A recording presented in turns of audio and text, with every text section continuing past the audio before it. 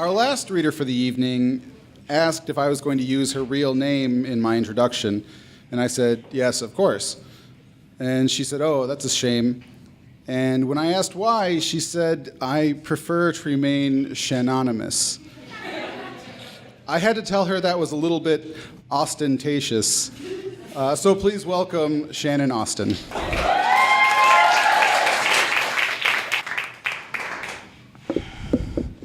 Well, I was warned. All right, so this first poem has been through a lot of revisions, and I think I even read a very, very early draft at the first Neon Lit where I read. So the only thing really that's the same is that they're both about cannibalism. But I realized that I actually wanted to write about self-cannibalism instead of eating other people.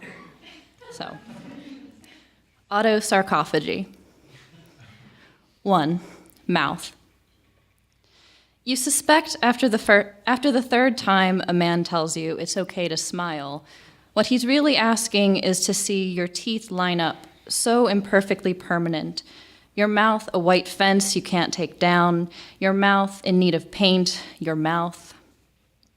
2. Stomach.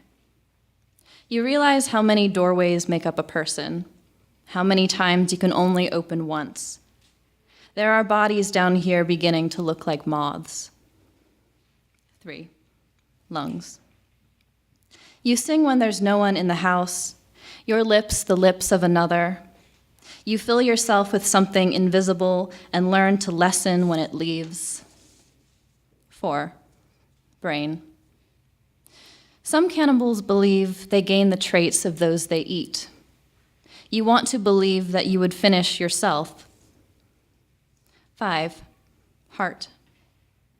Flat lines widen into walls. Arteries wind away. You want the full red. This one is white dwarf.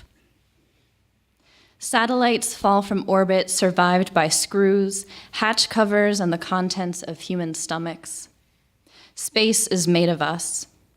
Islands carved from water droplets never landing, ourselves condensed into footage of a tin can. Bolts the same size as stars from Earth at night.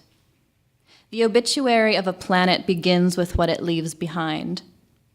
Hands reach into the atmosphere until they both burn up.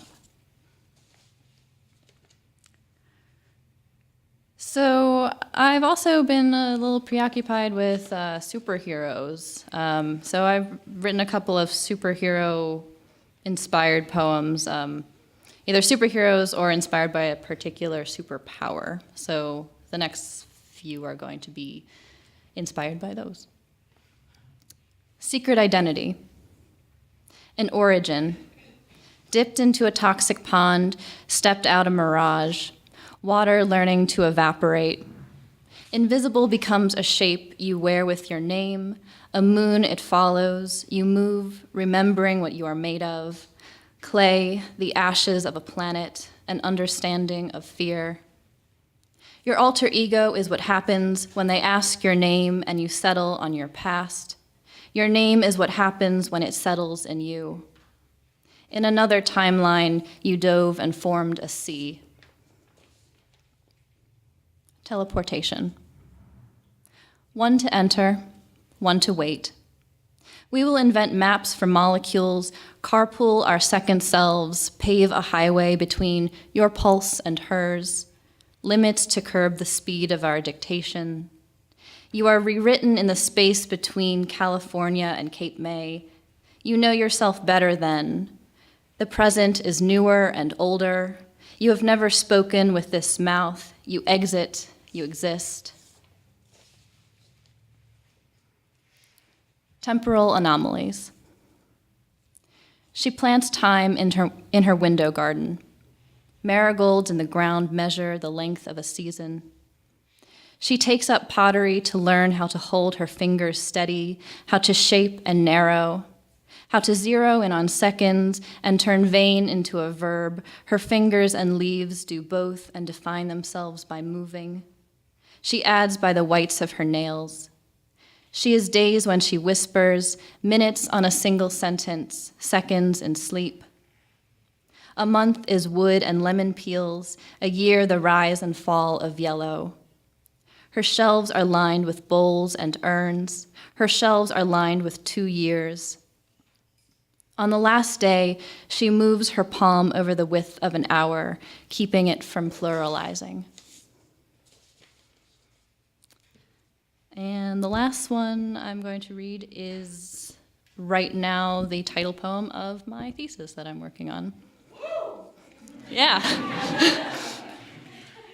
And also was up online at Calamus Journal today, so.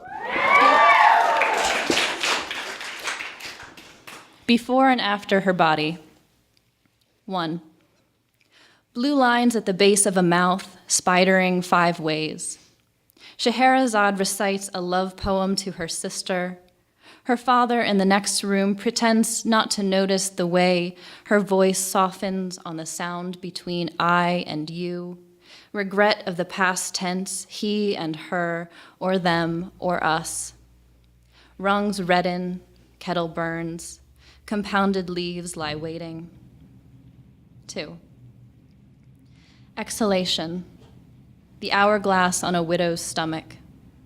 Future tense, she sighs the star into her room, rises and falls, repeats the light she sees yesterday, and morning is the action between he and her. A whistling and a gradual green widening.